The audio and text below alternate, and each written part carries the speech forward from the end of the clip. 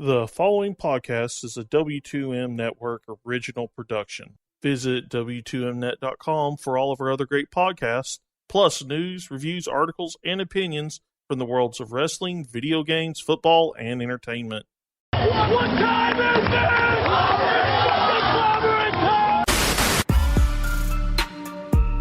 I am the face that runs the place. You need Roman to be out of the main title picture for a little while.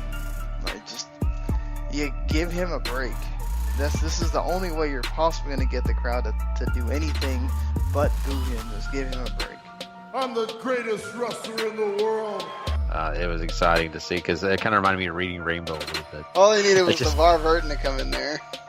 This would have definitely got a 5-star pay-per-view for me. Show of the year. Yeah, show of the year. How you doing?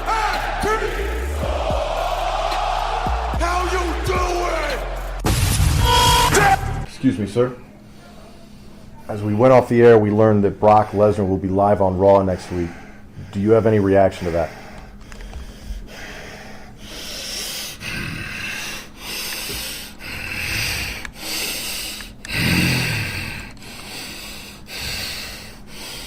Thank you for your time.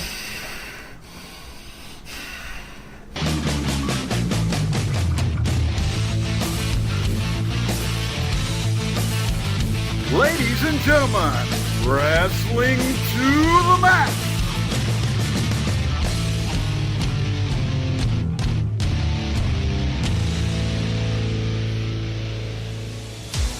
And your hosts, Gary Vaughn, Sean Garmer, and Paul Leeser.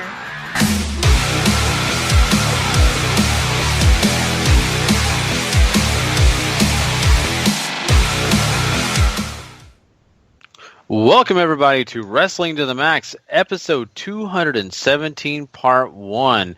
And I am your returning host, Gary Vaughn. Yeah, I know, I've been gone a week, but I'm glad to be back here. And, of course, joining me, like always, Mr. Paul Leeser.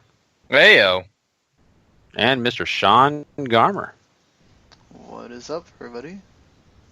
And guys, I am, once again happy to be back on board. Not using any other kind of terminology, I guess, because I'm still on cruise mode, maybe. But anyway, I was gone an entire week, and enjoyed myself on that ship that I kept talking about in those intros that you guys heard. So hopefully, you got the point. Talked about booking matches on a cruise, and someone did break their leg. Someone broke their jaw. But sadly, it wasn't because of my promoting or my wrestling events. It was really just kids being stupid. And then, of course, somebody probably died. At least that's what we were guessing on the ship. So, yeah, I had a fun-filled event. It sounds like a Debbie Downer, doesn't it? It sounds like a terrible trip. It actually wasn't. I got to swim with the dolphins. That was fun. In fact, someone let go of my life vest. I almost joined the dolphin in the deep blue sea. And then, of course, got to go check out. How did that happen? Someone had a hold of my back of my life vest and forgot to hold on to the fence that was behind them, so the current took us both out to sea.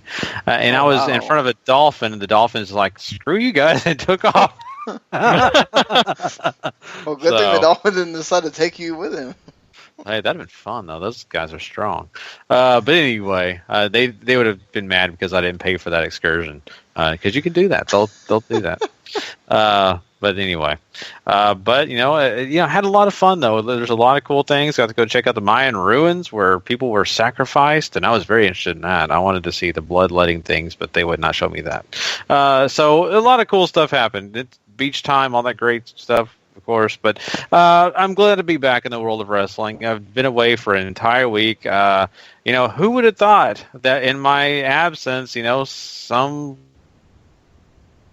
superstar in the name of Paige was suspended for longer periods of time. And of course, there's somebody else in wrestling that was going to return that I had no idea was going to return until someone texted me before Raw started. So I was in a dumbfounded state when I found out that Goldberg was coming back. I was like, what? When did this happen? I'm still trying to get over these news, that came out that, when I wasn't here. But, guys, I mean, I know you guys did a great job. Hopefully it all worked out for you guys while I was gone, right? Yeah, I mean, no trouble on this end as far as I'm aware. Everything went relatively smooth. I don't think. I wasn't producing this go around. Well, I mean, I was waiting for Paul, you to say something like, "Oh, it was the greatest thing ever. I felt the most comfortable I've ever felt." Or you say, "No, they were superb." I don't think the wheels fell off the ship that bad, Gary. Oh, gosh darn it. Oh, that's okay. It is. It is a much easier thing not to have to do the hosting part with you around. I mean, it's also there's not as many jokes and fun stuff. So, more facts instead of jokes, right? So people could listen to those shows and feel like they're learning something compared to my bad David Arquette jokes. Yeah, so hey, it's okay. That makes that adds the flavor, Yeah. I think we got to talk about Ken Shamrock main eventing your event on the cruise boat there on the Thursday show. Yeah. Oh, yes, that's right. I did hear it. I did go back and listen to those shows, and I was very happy to hear that. Ken Shamrock could always be at top of the bill, if you ask me. But I heard somebody told me Naito made an appearance. Naito is always welcome in my presence, even in my bedroom. Wow. Okay. I'm just Poor saying. Amanda. Just to be a presence to watch, nothing else. Just to watch me sleep. I'm just saying, just to watch me sleep. I didn't say anything else, just to sleep. Do you use Evil as a nightlight? That would be hot. But anyway, let's move on. Wow, we have this went. It went really weird here. Dark path. Okay. But anyway, guys, let's get away from me. Let's talk about the fact that we have an excellent show for everybody tonight. I am really excited about some of the things we got to talk about. TNA is getting sued by more than one person. A lot of people are suing TNA. Wow. And we're also going to talk Women in Hell in a Cell. Could that main event? Yeah, we're going to get into that. And plus, we're also talking about a former women's champion returning to the WWE. What form? You'll find out, as well as we'll talk about things like Undertaker and his injury and a few other great things in the world of wrestling. Wait, before we get to that, though, Gary. Yeah, go ahead. An announcement. I'll be at a certain place. Yes, and I will make that announcement. I'll let everybody know that. Just to finish this out, though, real quick, Ring of Honor, we're talking about it as well. So this is a full pack show. I'm looking for. Sean is looking to. I just wanted to let a special guy that is really cool, and he is a friend of mine, Jonathan Allen. Which if you're on our Facebook group, Wrestling to the Max, go check it out on Facebook. If you're not a part of that group, go add. You're going to love that group. He actually presented me with a gift, and I was kind of surprised by this, kind of taken aback, but he gave me a TLC ticket for December in Dallas, and so I really appreciate it. I let him know that, and it's cool when someone just out of nowhere does something for you. So I appreciate it. And I wasn't planning on doing it. I kind of gave the normal. It's Christmas time. I'm going to spend the money on my kid, not myself. And so he just said, "Okay, well, hey, come with me." So I'm thrilled about that. Looking forward to it. It's really cool, man.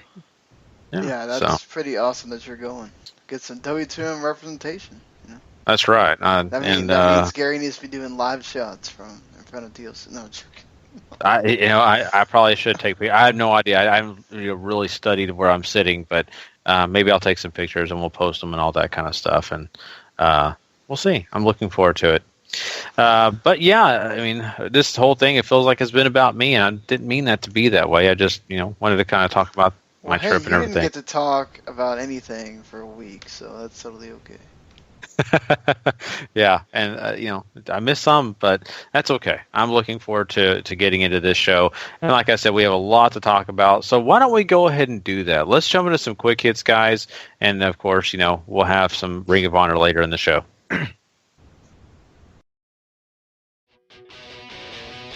It's time for wrestling news.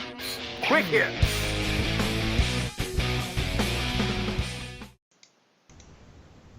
All right, now let's start this thing off by getting into this whole women's Hell in a Cell match. And now, people were debating if that was ever going to happen, and it's going to happen. And that's, a big precedent within the world of wrestling, especially WWE, who, as of late, has kind of strayed away from the bigger, violent things like, cage matches and stuff that involve blood, all that stuff. But Hell in a Cell doesn't have to involve blood, and they've proven that. But we really weren't sure that they were going to put women in a Hell in a Cell match because of the violence. And they're breaking that glass ceiling, and they're going to give it to us. But the next thing you got to ask yourself is, could this big match happen during the main event?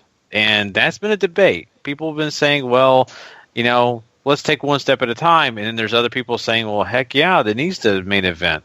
Where do you guys land on that? I mean, I'm just kind of curious. Definitely down for them being in the Hell in a Cell, right? They've absolutely earned it. I've said it before on this show. If there's any feud that they have in the women's division that definitely deserves to be in that match, it's this one. Talking Sasha Banks versus Charlotte here. Main event's tough. I'm of the old school mind that your world title should always main event a show no matter what. But at the same time, Sasha and Charlotte have so much history behind them. They're making a statement with this. I feel like it would be a great main event.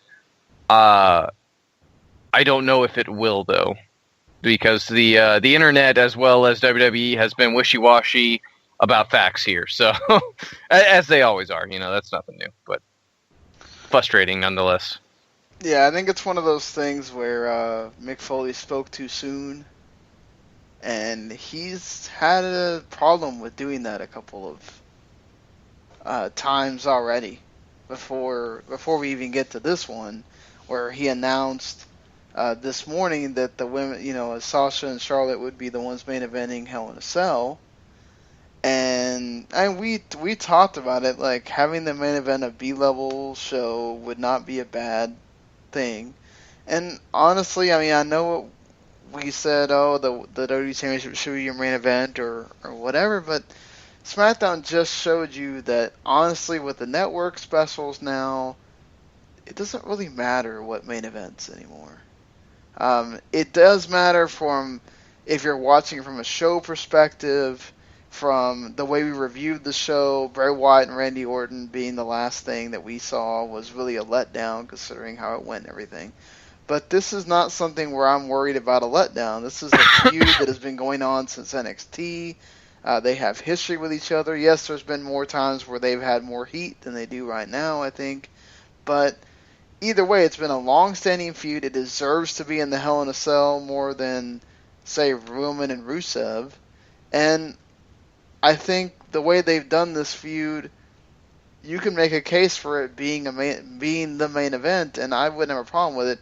I get the WWE Championship should be your main event, and it's your main deal, whatever, but to me, the only way you're ever going to be able to progress is to be able to say, okay, look, I know that this has been the way it is for however many years, but at some point you got to say, well, the women's title deserves to be thought of in the same respect for the women. Yeah, you don't have men fighting the women over it or having the women go and try to find men to defend it against, but you need to show, okay, when Charlotte or Sasha, whoever defends this title against somebody, it means just as much. And by putting that in the main event slot, or what's considered the main event slot, the last slot, and say, okay, this is the last thing you're seeing for this show, hopefully you give it the same respect you would anything else, that says a lot. If you never get to that point because you're always stuck in the whole, oh, well, the WWE title always has the main event, or unless you have something like a Goldberg versus Brock that takes its place, I think you have to be willing to break those boundaries at some point. Yeah, I think you got to at some point, but my thing is right now, is this feud, are these two ladies at a point where really it is, critical that it happens. I am not willing to say that just yet. Do I have a problem with the main eventing? Not really. I'm okay with it, but I really feel like that, these two have a little ways to go, maybe to reach that level that Trish and Lita were at. Even I think that they were at a hotter level right now when it comes to the crowd reaction, to people really caring about their characters. I think Charlotte's been amazing. I think she's done a great job with cutting promos and her ability in the ring. I think Sasha's getting closer to being at that point. I think, her being away at points has kind of affected that. But I think eventually they will get to that point. I think they both have that potential, but I don't want to see them put this in the main event just to say that they did something special. And that was just, it's amazing. I want it to matter. I want it to be something where people are legitimately looking forward to the main event. And I feel like if you just put this in the main event, people are like, okay, that's fine. But no one's like, oh, God, hurry. Let's get to this, universal title match so we can hurry and get to that women's championship match. I don't think people are at that point yet. So I'm not strong on the idea of the main eventing right now. Later down the road, when it's more impactful, I think I am. I don't know if you guys think. Go ahead. No, I question, because it's the women's revolution thing is still new. It's still sort of a hot idea. I would think you would want to capitalize on that, especially when you have a feud like this. And I know Raw didn't exactly do the most terrific job of hyping up the feud so much as, look at the history we can make if we're in the women, the Hell in a Cell, but whatever. If they can turn it around, they still have, a week or two, I think, till Hell in a Cell. They can turn this feud around and build some heat on it pretty quick, I feel. They just got to make it get to that point. Yeah, they do. They have one show left before you get to Hell in a Cell. You're going to have to do a whole lot in that show if you really want it the main event. But I feel like they backtracked on what Foley said just because WWE doesn't ever set something in stone. They always like to fiddle around and make everybody sweat. That's just what they do. And I think perhaps there was probably some people that were a bit taken aback by that decision or whatever. Just that's what's weird is when it comes out in official capacity, like Mick Foley saying something like that, you have to take it with a grain of salt that it's being thought of. That somebody must have told Mick something because he's not just saying that by himself.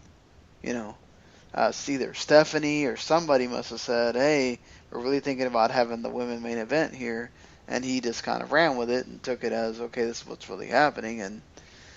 But for me, I just feel like, and there was a lot of people in our group when this was presented that seemingly didn't want this to happen, that they have a problem with the fact that they didn't say it in Paul didn't say it in such an absolute way. He kind of just said it from a traditional perspective of, well, the main title should always main event, just because that's how it is traditionally. That's the way it's always been. But there were other people that were kind of saying it in a almost like the men's title is what's more important and always will be.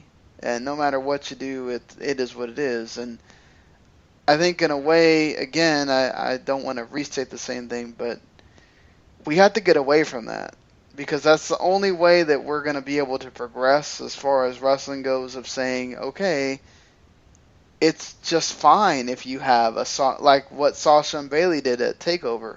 Not a lot of people had a problem with that. I know that had to do with the feud and everything, but it was okay because it's NXT, right? It's not a major WWE show, so no one really had a problem with it. But now when it's getting into more major territory, all of a sudden they have a problem with it. And I think if we're going to be being honest, it's not like we're talking about them main eventing WrestleMania here. They're main eventing a pay-per-view in October. So I think you should also do it just from a perspective of how is it received, because you do want to get to that point of, could they ever main event a WrestleMania? Would you feel comfortable putting them in that spot and saying, yeah, you deserve this, you should be here? And the only way you're going to be able to do that is if you say, take this opportunity.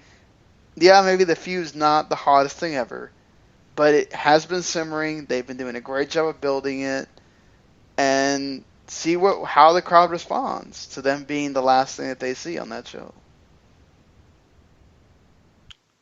And once again, I don't have a problem with it happening. I feel like the most intriguing, the most important match maybe, or something that really fans are excited about seeing should kind of be the main event, even if it's not a title, even if it's a feud that is just boiling hot and people want to see it, want to see that match.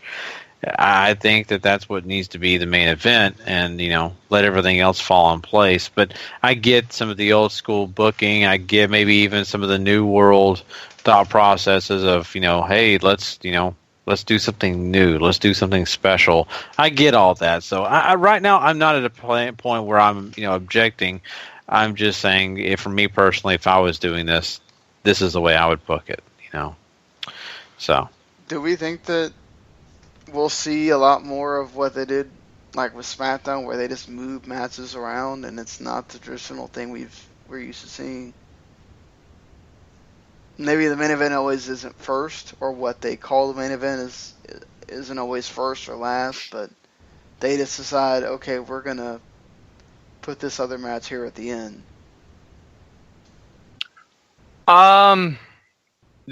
Maybe it's not like it's unfounded for WWE to do it. It's not like it's unfounded for any pro wrestling promotion to do it, but certainly WWE feeling like stuff like politics and stuff like that's going to take away from their viewings. If they're starting to get that worried about that, maybe. I don't think it's still going to be a once in a blue moon sort of thing. Whenever they feel it's necessary, they're going to do it. And I think it's the same with this. Like you said, it's October. It's not a giant pay-per-view by any stretch of the imagination, but it is one that gets some buzz. It is one that has a gimmick built around it, and that does matter. But I don't know. I don't know. Would I love to see the women main event this show? Sure. Like I said, I just don't think it's at such a peak to where it's a definite, Yeah. For sure. And this is going to be an interesting, finding once we actually do find out what's going to happen, what is going to main event. And I understand there's so many different points of view on this, and I'm really kind of curious once we do have that final, decision made and we do see the card, how people are going to react to that. And I hope for, Charlotte and Sasha both, if they are the main event, that people react well and people, give them the respect they deserve. And I hope no one's really sitting there saying, well, they don't deserve it, because they've put a lot of work into this rivalry and this feud. And I really do enjoy it. For me personally, once again, I don't care if it was the U.S. title. If it's the hottest thing, that's what I have main event. Let's also stick around and talk about this women's division and the fact that there is going to be a returning champion, actually, to WWE. Now, it is not actually going to be to the main roster, from what I'm hearing. It actually is going to be at the NXT ranks, and that is, of course, going to be Mickie James. And she is going to be facing Asuka before you know it. And this is interesting because the WWE originally wanted Trish Stratus to be playing that role, but she got pregnant, and that has, of course, left her out of the picture. I think this is very interesting. I am glad to hear that Mickie James has been brought back. I was not sure that WWE really ever wanted to get her back involved, but apparently they do, Paul. Yeah, I mean, that's cool. I'm a fan of Mickie James's work. I've seen her wrestle for a long time now, so she's not. I don't think she's at the level that she used to be, but her and Asuka should still tear the house down. It's interesting that Trish was the original play in here, because that is a much larger and taller order for Asuka to face, and especially her being in the Hall of Fame and this legendary figure as far as women's wrestling goes for WWE. That would have been extremely interesting to see. Then you want to talk about a main event. That could have main event in NXT Toronto. Well, yeah. also helps. I mean, she could have sold tickets to that just because she is from the area. That would have been tremendous for NXT to get her on that. And I feel like Mickie James is an admirable, it's good replacement as you can get because I think Lita's done wrestling as well. I don't think she wants to come back. And I mean, Mickie does have the history with Trish as well, having that feud that probably got her as hot as she ever has been in wrestling. And I mean, yeah, I think she's gonna bring a cachet with her. I don't think she's gonna get the reaction that Trish would have, obviously, but it's still a nice feather in the cap for Asuka to be able to face her. I definitely agree, and it's important to have these NXT stars face off against these veterans. Why I don't mind seeing all these guys, Bobby Roode, Austin Aries, even Eric Young, come and join the ranks of the young stars because that makes them better. And I think Mickie James definitely will make Asuka better, and I think something that they should I look at this and really say, if Trish Stratus would have been put in this situation and really kind of had this feud, I think it would be a point to where maybe you have Trish a little bit outshining Asuka, whereas in Mickie James could still get people excited because they know who she is, but it also kind of is a more even playing field, and not only that, it's a former TNA star as well, so it goes to that whole theme of, hey, we're signing all the TNA stars. So I'd rather forget that Mickie let's just James wait. was Hey, maybe tossed over a train. Hey, at least she found her guitar and started singing country music with it. So there you go. But there's also some other interesting news. You guys talked about last week about another women's star in WWE getting suspended for a 60-day suspension. That is Paige. Yes, I know she's just coming off of a suspension. Now she gets 60 days, and WWE basically came out and was a little bit honest and said it was for an illegal substance. So we pretty much covered that last week. But what's new is the fact that she got on her knee and proposed to Alberto Del Rio in Puerto Rico. So that was really different. I don't know if a lot of people expected that, but on this wild journey that those two crazy kids are embarking on, we're seeing more and more, and this is becoming its own Lifetime movie, if you ask me. So, I mean, I don't know. How do you feel about this, Sean? I mean, do you think this is a good thing, or do you think this is just Paige caught up in this wild whirlwind? This is one of those that I feel weird commenting on someone's personal life. Because I know if I was in that situation, I wouldn't want random people doing it. But this is one of those things where you do worry about, is this being done for the right reasons? Just because you have a lot of her family members seemingly not very happy about this. And they're not happy not because they don't like the guy, but because it seems like there's something behind it where they feel like he's a danger to her or he's led her down the wrong path. And obviously she is an adult and she makes her own choices, and obviously she chose to go down that path with him. But again, we don't know. We're not there. She seems happy. That's good. That's good for her. Just I hope that she understands all the stuff she's gotten herself mixed up with, and with Del Rio has cost her with her job and her livelihood. Maybe she doesn't care about that as much now because she's been able to see what Del Rio's been able to do outside of WWE, and she probably feels like she has those same opportunities. And perhaps she does, but you got to be careful with those kind of things.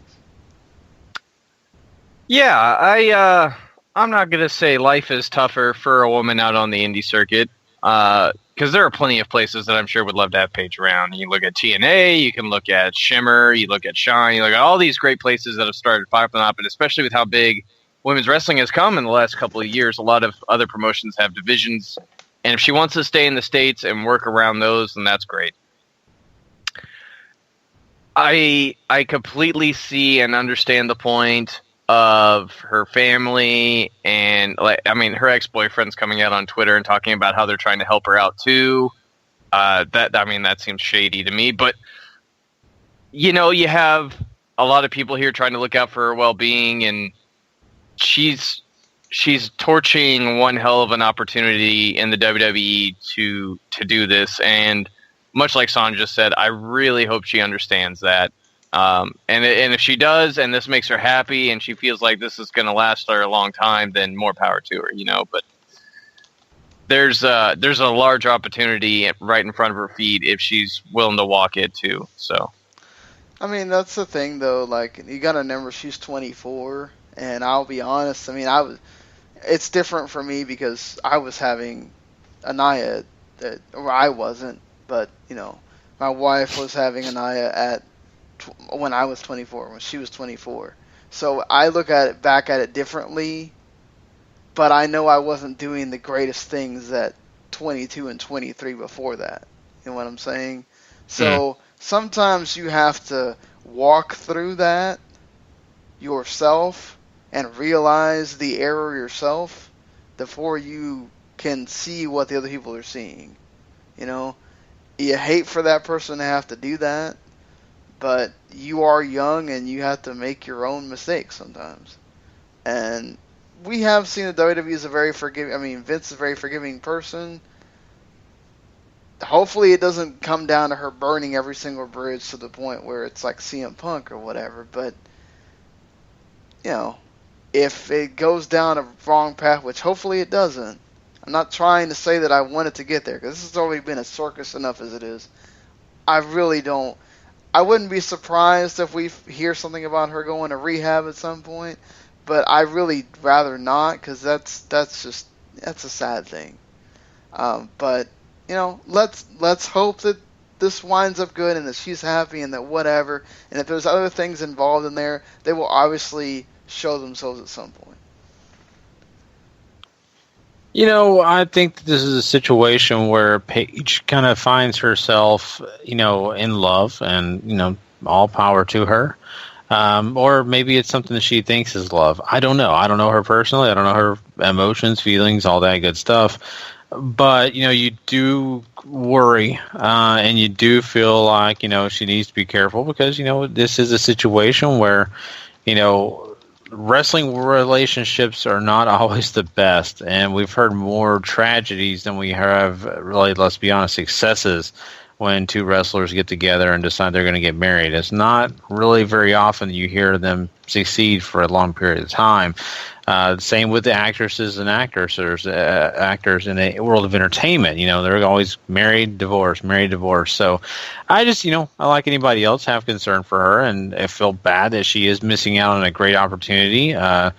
She's losing out, but like you guys said, she could probably, if she doesn't burn bridges, come back eventually to the WWE and maybe make a big splash again, and she just will be missing out on years of her career that could be very valuable if she didn't do these things. So, we'll have to see where she goes, but I feel bad and I hope nothing else bad happens with this situation. Del Rio is not exactly what you would call an honest man when it comes to relationships. We've heard in the past of all his transgressions, so hopefully he changes his ways. Yeah, still married, and we'll see, when the divorce finally goes through. And Paige may be engaged for a while.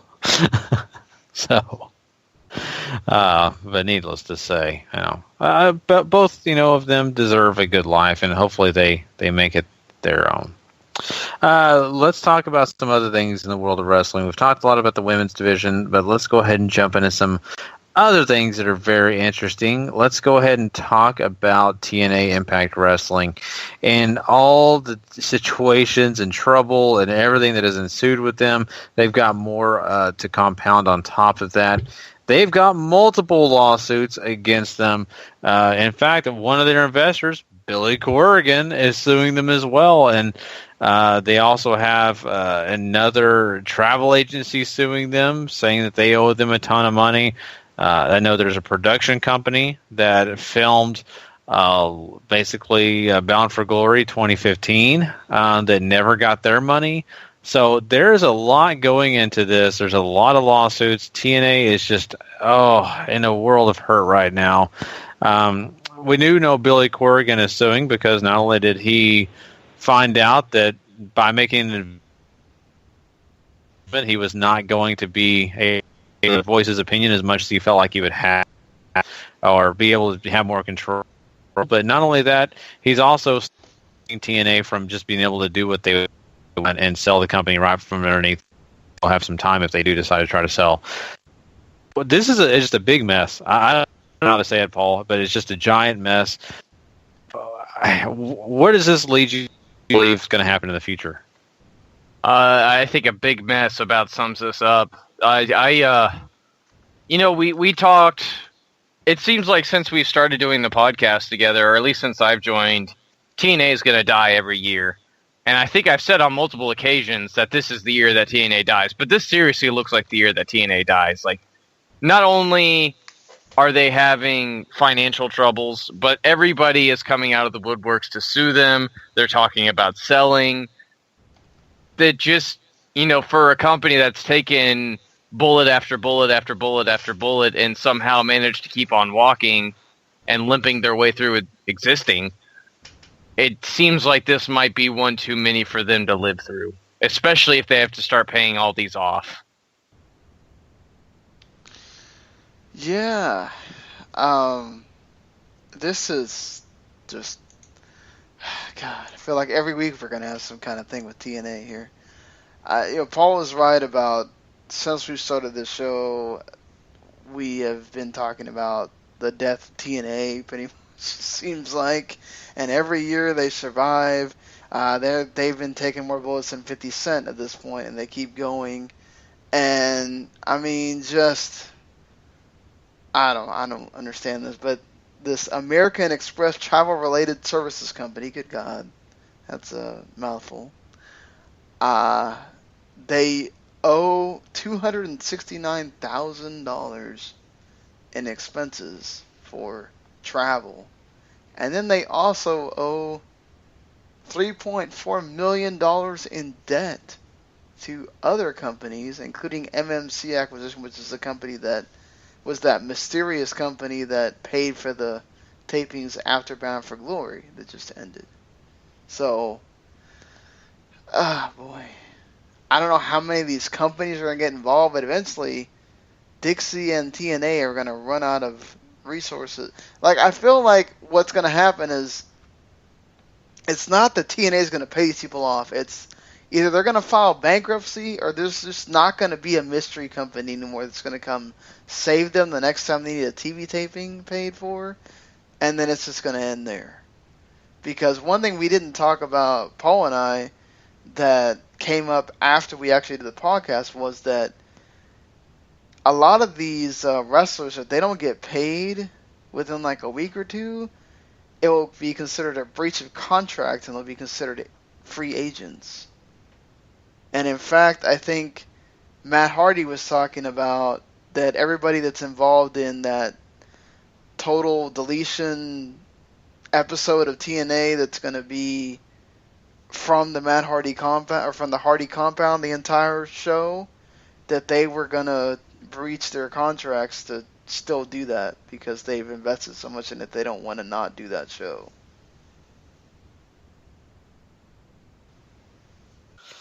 Yeah. I mean, that's just insane. Like, you don't pay your wrestlers? I mean, God, it's not the first time we've heard them not pay wrestlers. But I'm just, like, it just bothers me. It's like, you're going to let that go to the point where you could have your entire roster walk out on you. And all this time that you spent signing Moose and EC3 and everybody else, they could just walk into another company pretty soon. Like, it's just, I don't think it's going to wind up happening. I'm sure that there'll be something that comes out where, oh, they got their money or whatever, but it's just way too many incidences where with this stuff. Just, I I don't even feel bad for this company anymore. I almost feel like sometimes I wish somebody would just there would be the announcement of, okay, there's no more TNA. Just put it out of its misery at this point. And let these guys and girls work somewhere else. I know not all of them are going to be able to, but geez, at least they know that they can know that they're going to survive next week. It's like that store that just keeps saying they're going to close down, they never do, and they eventually do just out of the blue because they tried so many times to stop themselves from closing down. And all the while you could have had another job by then. I mean, just saying.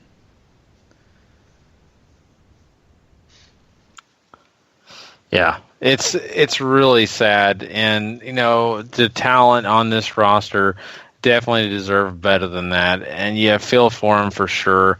But at the end of the day, I think that if you're a part of this roster, or if you kind of have an idea what's going on, you kind of feel like you're already finding those exits and trying to find out where you need to go. I mean, maybe not everyone has the confidence that Cody Rhodes does, because he says he's not concerned about it at all. I mean, but I think there's a lot of guys that are concerned about it, I mean, but if you're like, you weren't on here to talk about us with this, Gary. I mean, if you're Billy Corrigan, damn right I would sue her, because you promised that you were going to sell the company to me. Now you're not. You don't even let me have the power that he was probably promised by Dixie, and then, of course, she got that taken away. It's like, geez. I don't know. Why not let Billy Corrigan have it and just go away? If you care about those people, let it go on. Ultimately, I think Dixie is in it for Dixie. She sees it as her company. It's going to live or die with her, I think, at this point, because I think she's so invested in it that it either needs to die or she needs to see it through. And I don't know if... I'm sure selling sounded like a nice idea, but I don't think it was ever something that she... It seems like now, at least, it was never something she meant to follow through with. Yeah, it does. It really feels that way. And I think that, it's all about her trying to get a little famous and try to be on TV. And it just has not worked out the way that she imagined, I don't think. I think she legitimately enjoys wrestling and loves watching wrestling, maybe, or just loves being a part of the business, but it doesn't mean that she's good at it. It just means that she enjoys it. And there's a lot of people out there who could book matches, a lot of the people out there who could do the similar things to her, but at the same time, they don't probably like her and don't understand it as well as they should. So I feel bad for all the employees, all the talent at TNA, because they have to live this every day and not really know how their future is going to end up. And so I will have to find out in the near future, but I think this is going downhill fast. I don't see it getting any better. It's too hard of a hill to climb from here. So, well, let's move on and get into some other things that I kind of found interesting. WWE has a situation where they're trying to, of course, keep subscribers coming and keep people interested in their product over the network. And they're considering a lot of things, like maybe even offering crates of merchandise to fans that have been a part of, the network for a year, offering discounts for fans who, maybe send friends or family over to the WWE for 3 months, and they'll give you a free month for doing that. Also, maybe some other perks. You get exclusive Q&As, things like that. They've even talked about doing some of the things like Netflix, where you can have 4 different screens for the WWE network. You also have, second screen content and things like that. So there's a lot here. There's a lot of other things that they're considering offering. But, what do you think about this? Do you think WWE's got some good ideas here? I'm all down for rewarding people for subscribing. I think there's a lot of neat features on here, because a lot of this that I'm seeing on here is like there's an increased ability to bookmark and play specific matches, which I think is pretty cool. We talked about, I think me and Sean at least talked about it last week, on letting you being able to vote for the Hall of Fame inductees and other stuff like that. That sort of makes it more interactive for you, which I think is a great idea. Something that WWE can offer that not a lot of other forms of entertainment do is fan interaction directly with the product, and your noise and your money and your enjoyment at live shows really makes a difference, more so than I think any other entertainment outlet does. So I think doing stuff like this is a really neat idea. Yeah, I mean, I think some of these you wouldn't really get a benefit for it because you can't have 1 million people in a test group, for instance, which is one of the interesting ones where you would get to do feedback on games, merchandise, and other network programming. Well, I mean, how are you deciding who's in that focus group, and are you going to have one for every person? Obviously not. So that kind of seems like you can't do that. These things have to be stuff that you can easily give to everyone that's a subscriber because you have so many of these, and you have a lot of them that have been there since day one, like all of us have. And I think the downloads and offline viewing, I think that's a must at this point for almost any kind of subscription service. I think being able to download something and be able to watch it, like if you're going to be in a place where you know it doesn't have very good Wi-Fi or internet connectivity, like going on a plane, for instance, or whatever, that's something that a lot of, like Netflix is considering doing now, and another thing WWE could be ahead on the curve on if they were to do it. I think the free shipping thing would be good too. You know, Amazon Prime does it. Why not you do it? You know, I would think that honestly the whole streaming on different devices thing, that really should come into play with the tiers. But if you want to do that as a free thing, I think it's interesting that they're using another, like, you can get 3 months of Stars if you subscribe to the network. Okay. Like, okay, here's this other thing you could watch instead of watching our network. That's fine. Yeah. Yeah, I mean, no, there's I don't know if they have a deal with Stars or anything like that. That's be something interesting. Yeah, but I think there's a lot of directions that they can go with this and be successful. I think fans are definitely going to buy in if they're getting free merchandise. I think fans are going to buy in if you give them more content and make partnerships and do those type of things, you know. I think all of that is positive. I don't think any of it really kind of would hinder the network from being successful. So, I mean, I think for a lot of these ideas, they're not bad. And I think if they implemented some of them, that would actually maybe even get them more subscriptions sooner than later, you know. So, let's jump into some rapid hits real quick, guys. We have a few things we want to jump into, so I'll quickly go through them. Undertaker apparently had hip surgery.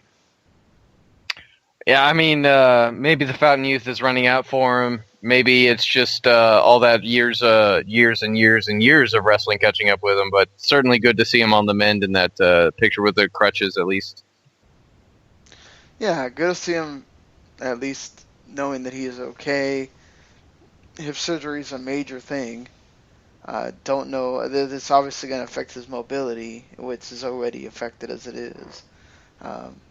Hopefully it's, I don't know, I think he was like on that brink of, he was going to be retired anyway, so I don't know, but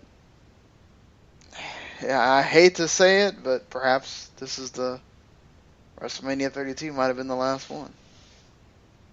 Talking about retiring and possibly the last one, Goldberg made his return at Monday Night Raw, and it was one of the biggest ratings that Raw's had in a little while. I mean, that's cool that he can pop a rating for you. I don't know if I would count on it. Obviously, you would have to announce him because just having him be a surprise appearance isn't really going to pop a rating. So having that announcement a week ahead, that does show something, though. If you announce things a week ahead, WWE, okay, and you get people interested in what you're doing, they might actually tune in. Obviously, Goldberg, not having seen him in so many years, 12 years, made a big difference. You made him wait all the way to the end of the show, which helped you as well. And he gives you a nice hour 3 rating, which is great. And we'll see if, even though we've seen him quite more often than Goldberg, if Brock can do the same thing next week for Raw. Talking about returns, the Boogeyman could possibly be one of those as well.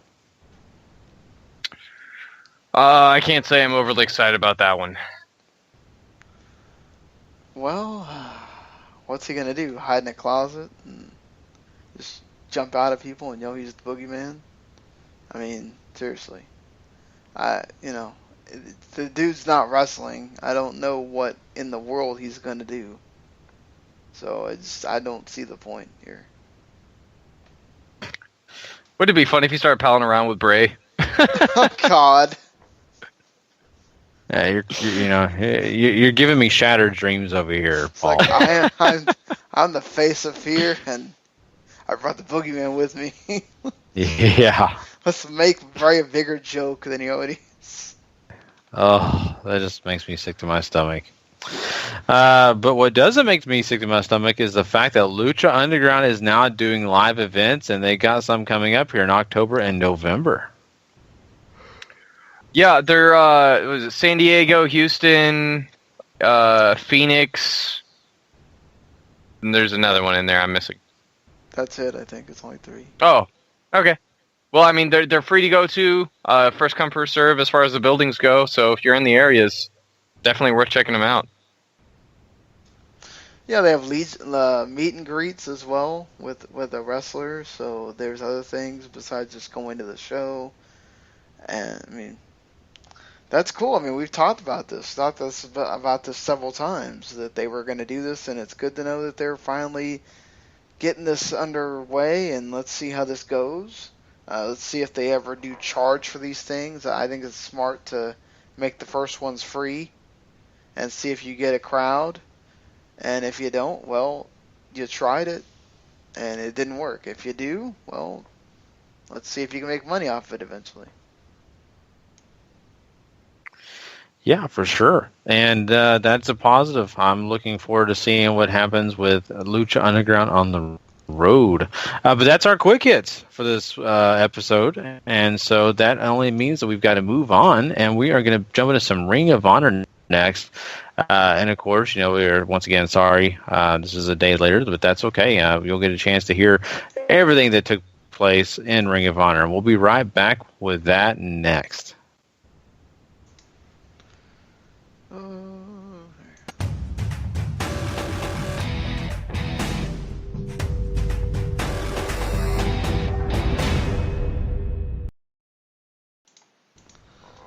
All right, Paul. All right. So once again, as Sean mentioned at the beginning of the episode, this is the first Ring of Honor television show to air that's actually after All-Star Extravaganza. So we open with a video package that recaps some of the high spots from Ladder War 6, and if you haven't seen it yet, I highly recommend you do, because it's awesome. We get the opening credits, and then the Bullet Club comes on down. Young Bucks, Adam Cole, Bay, and Hangman Page. Matt talks about how winning Ladder War has made the Young Bucks the greatest tag team of all time. I don't know about that one. Cole then highlights everything they did. Cole defended the belt, obviously. Young Bucks win the tag titles. Hangman Page injures Cole's shoulder. And Hangman Page seemingly has eyes for the World Television title. And the Bullet Club officially announced that they're going to be in the 6-man tag team title tournament. And pretty much they got their eyes on all the gold that Ring of Honor is going to put on offer. And that's them holding it is just going to be too sweet, guys, as they say. And then we get a video package that sort of highlights all the goings-ons that happened over the 2 weeks they were airing Field of Honor. Silas Young won the Honor Rumble, and he gets a title match actually this Saturday. And he eliminated Jay Lethal to win that match, so they're going to face off in the main event. And Jay Lethal as well has a world title match coming his way whenever they tour the UK in November. So what are you guys think about all that? Yeah. it's really cool to see, of course, the Young Bucks and Cole. I thought that was really interesting stuff. And, of course, we've seen them, a lot in the past, but I just love watching them. They're always entertaining to me. And, got to give Ring of Honor some props, kind of promoting the UK stuff. I think that's important. And, they don't always give that stuff time, and they did here. So I really appreciate that. Yeah, I mean, those UK tour shows are looking fantastic, by the way, if you guys haven't been paying attention. Will Ospreay is going to be on those shows. Marty Scurll also going to be on those shows. So if you're into the UK talent they got over there, certainly going to be worth checking out if and when those hit VOD and or DVD. Yeah, hopefully it doesn't take them too long to put them up on VOD so people can watch them in a timely fashion. So is it going to be Cole and the Bucks, or is it going to just be a random three-person group from Bullet Club? I know because I've read spoilers, but they didn't announce anything on the show. Okay. I'd say probably not Cole and the Bucks, but if it was, that's a fantastic six-man. It's just going to be entertaining every match they're in. Mm-hmm. Yeah, absolutely. And then we get to our opening match. War Machine takes on Shane Taylor and Keith Lee. The grudge just keeps on going. These guys spend maybe the first 8 minutes of the match just throwing each other into guardrails and fighting on the outside and hitting big move after big move after big move. And they finally spill into the ring. More big moves. These guys are absolutely incredible. The chemistry is flying off the television screen. And War Machine finally beats Shane Taylor and Keith Lee. Ray Rowe hits Lee with a destroyer after he misses with a moonsault. This match is awesome. These guys, it's physically impossible for them to put on a bad match, I think, guys.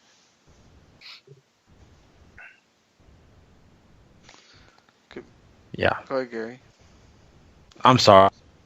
My volume thing wasn't working and I couldn't hear all of what Paul said. A recap really quick. What was that last part? I didn't hear. We're talking Shane Taylor, Keith Lee's opening match here. Oh yes, the opening match, which was fine. And I like Keith Lee a lot. We've talked about that plenty of times on this show. So I still think that Ring of Honor finds a way to open their shows up, and really for the most part positive. Not the best thing in the world, but it was good. I really enjoyed it from my personal point of view. Yeah, this was great. This is a really good match, and Hanson getting busted open even. Mm-hmm. So you had intensity to match what this feud's been. All these guys can go, and they deliver certainly here. Yeah, these guys are building up to some kind of big blow off match of stupidly epic proportions with some it's probably going to be a fight without honor, I would assume, but anything you can do to highlight what these guys have been doing week in and week out on ROH television is great. I think really this might have been the best feud Ring of Honor has done in the back half of 2016. It's been so good, and especially the matches for sure, just incredible. Mm-hmm. I definitely agree, and it's something to say when you can talk about a match like this and these great guys and get excited about it just as you talk about it. And that's kind of the way I feel every time I get into a conversation with somebody about this, or just kind of get into it. I started thinking about the future match, and I'm really excited already. Mm-hmm. Yeah, and then we move on. Caprice Coleman gets to cut a promo about how the Cabinet are sort of sweeping the nation, and they're up for election to win the six-man tag team titles. And their tournament match is next as they face off against what I dubbed as Team Top Prospect. It's Leon St. Giovanni, Jason Kincaid, and Shaheem Ali all making reappearances after the Top Prospect tournament from earlier this year. The winners of this one will face Kushida, ACH, and Jay White. I thought this was pretty good, actually. The Top Prospect guys, I think, really got to go out there and showcase what they can do once again. The Cabinet sort of get to play the upstart heels here and manage to put them away with after a big knee from Kenny. Caprice Coleman puts Leon St. Giovanni away with the Sky Sitter, which is essentially a leaping leg drop off the top rope. But I think Jason Kincaid really stood out to me here. He likes to do the weird moves, as we've talked about earlier this year, and the odd angle blockbusters. I'm already a fan. Yeah, Jason Kincaid was really surprising in the times that I've seen him say, as a guy that I'm just like, why doesn't ROH sign this guy? Like, he's unique. He can obviously go. He can wrestle with these guys. I mean, he seems like a guy that offer him some money and some, a deal, and I think he could be something for you. I definitely think he deserves it. I'm not that big on the cabinet. You knew they were going to win here. I enjoyed the match for what it was, but that whole having the feeling of knowing who's going to win straight out kind of took away some of that for me. Yeah, and that tends to happen on Ring of Honor TV sometimes. And once again, you're right. It happened in this case, but in the cabinet, it's a little bit silly. I've never really enjoyed it too much. I like Caprice Coleman, but I'm not a fan of this whole gimmick, I guess, maybe. But at the end of the day, I mean, I like the top prospects. I think they had some guys here really got a chance to showcase what they can do, maybe to get people behind them in the future. And that's what this really sets up, a little bit of this, a little bit of that. And I think both the cabinet and those young prospects got, the right amount of attention that they needed. So I think this worked out pretty well. Yeah, I'm pretty confident the cabinet, in fact, are bound for the finals of this tournament. I'm not quite sure who they'll be wrestling against, because the bottom half of this bracket is a little bit harder to predict. But the one thing I'll give the cabinet and Ring of Honor is at least it's topical. A lot of wrestling promotions aren't always great on doing that and capitalizing on something that's at least newsworthy. Even if it's not something you really want to pay attention to. Yeah. And then we get to the main event. Silas Young taking on Jay Lethal. I was interested in this one simply because I wanted to see how they would book it out with them both being world title contenders. And the way they booked it out was that it ultimately played second fiddle to a lot of other stuff going on. Adam Cole comes out for commentary and really riffs on Carino, who reveals a couple of interesting things on commentary. One is that during that Honor Rumble, he entered at number 11 after Adam Cole had sort of degraded him on commentary, and says that he found the number 11 waiting for him on his bags. And I really thought that this might have something to do with Sullivan and company trying to get him to sort of evolve as they were trying to on the episodes leading up to All-Star Extravaganza. And then also Carino and Cole's barbs that they sort of trade. One might end up in a feud, but two also could sort of be a way to feed into that metamorphosis I mentioned earlier too. So I'd love to get your thoughts on this. Ultimately, Adam Cole and Kyle O'Reilly end up getting in a brawl after Cole says he's going to go take a closer look at the match. Kyle comes out, beats him up. The fighting distracts Silas Young, who ends up getting rolled up by Jay Lethal. Sort of a flash surprise pin there. And then we get a big brawl to close out the show between all four guys. So thoughts on the Carino stuff and thoughts on the match? Go ahead, Gary.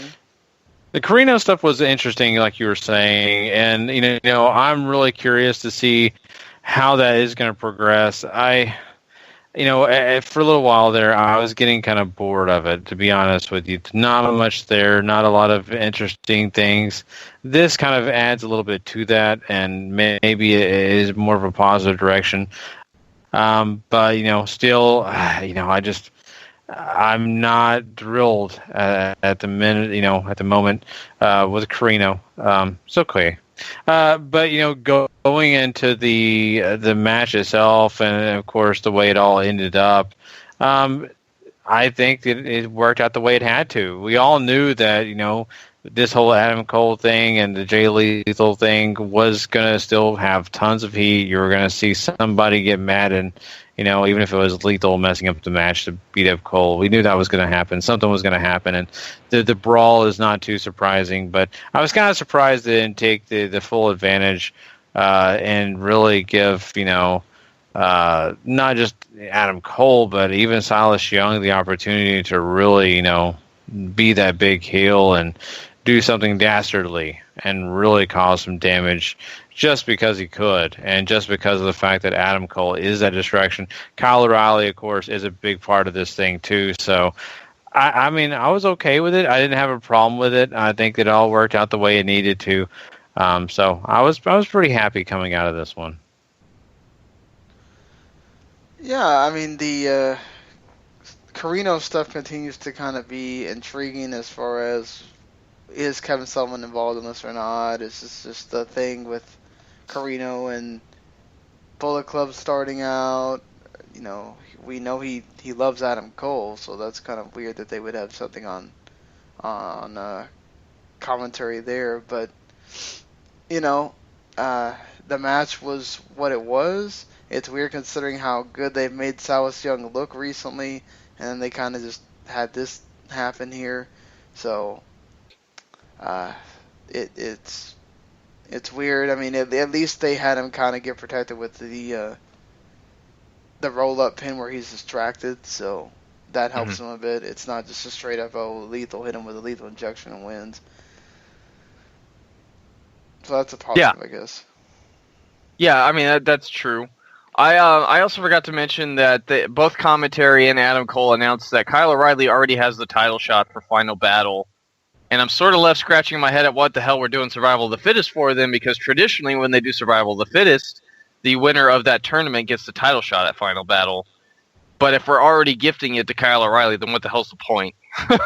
Yeah, really. No more contender spot to whoever wins that match? Face whoever wins that match? I mean, it also could be that we might try to build up another challenger for Adam Cole, but I miss the point of trying to take Kyle out when you don't put more obstacles in his way, like Survival of the Fittest, where maybe he ends up getting rigged and put in a match with the Young Bucks and one of the triple threats, and then has to overcome all that or something. There's a lot of ways you could book that out, I feel like, but I don't know. What do I know? Don't they traditionally do Survival of the Fittest on on the house shows though? So like the people watching TV won't really get to see it. Right, that is true. Survival of the Fittest isn't. It's getting its own double shot at the beginning of November, which is here in Texas. The first one's in Arlington. Night 2 is in San Antonio. And the website only has them listed as live events, so that technically just means they're house shows. But I would certainly like to think that. I mean, maybe that's why, but I'd like to think they would put more thought into it than that. But my bickering aside, that's Ring of Honor for the week. Yeah, and for everyone who wants to go check out a lot more about what Paul thinks about Ring of Honor each week, you need to go to WMNet.com. That's right, as the Ring of Honor recap and gives you a full understanding of what he really believes he feels about each match, and of course also does a Lucha Underground review as well. So you don't want to miss those. It's a lot of cool stuff, and of course, Paul's been also working on that Wrestling Time Machine.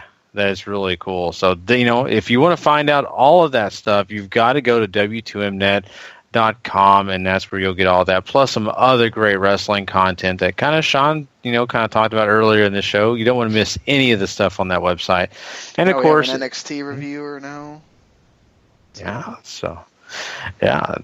just a lot of great stuff. I mean, I really feel like if you don't know about it, you haven't checked it out yet, you need to go check it out. Trust me, you'll stick around. And of course, if you want to contribute anything writing-wise, you can. You can send. There's a little form there where you can send a writing sample, and it goes to our email, and then if it works, we'll be in touch. Obviously.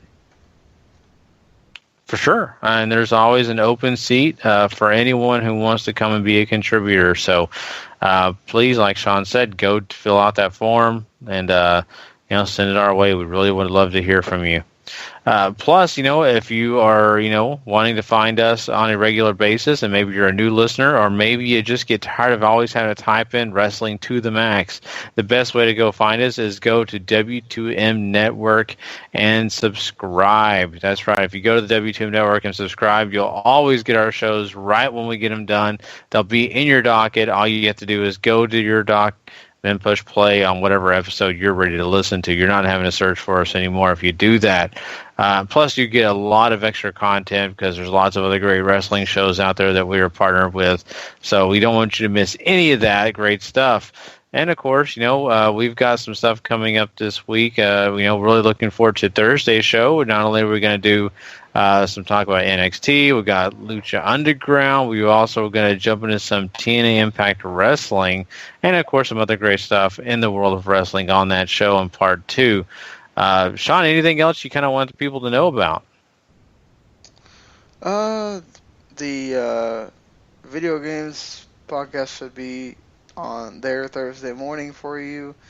We had a new Fox and Squid, a new Football 5, which I was on the Football 5 this week. I probably might be on more often than not now because I think they're losing one of their hosts. She got a job at a newspaper, so congrats to her. And just a new jobber's court. So all the shows are kind of getting back in the groove of things. It looks like Randall is sadly done with TWNE After Dark, so I know it's been a while. I probably should have said this a while ago, but it looks like that podcast is done for the time being with a lot of things he has going on. And the fantasy podcast, of course, is on hiatus right now due to Randy being on sabbatical. So, all right. And there is a NFL Week 6 review from us, the Football to the Max show. So if you before you get into talking about looking ahead to Week 7, you can go back and listen to what we thought about Week 6. Yeah, definitely. And of course, we had our good friend Mike join us for that show. So a lot of great conversation on there, and I'm really proud of what we did. And you definitely need to go check it out if you have not checked it out. So there you go. Well, guys, we appreciate everybody from coming and checking us out tonight. And, of course, we will catch you guys on Thursday. And looking forward to having a great week. Hope you do, too. Until then, if you're not living life to the max. Not living life at all. You know it. Please. Later.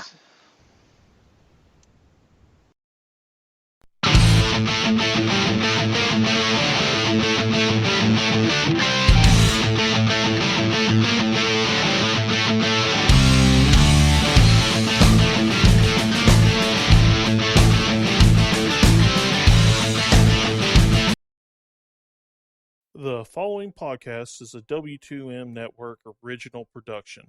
Visit W2Mnet.com for all of our other great podcasts, plus news, reviews, articles, and opinions from the worlds of wrestling, video games, football, and entertainment.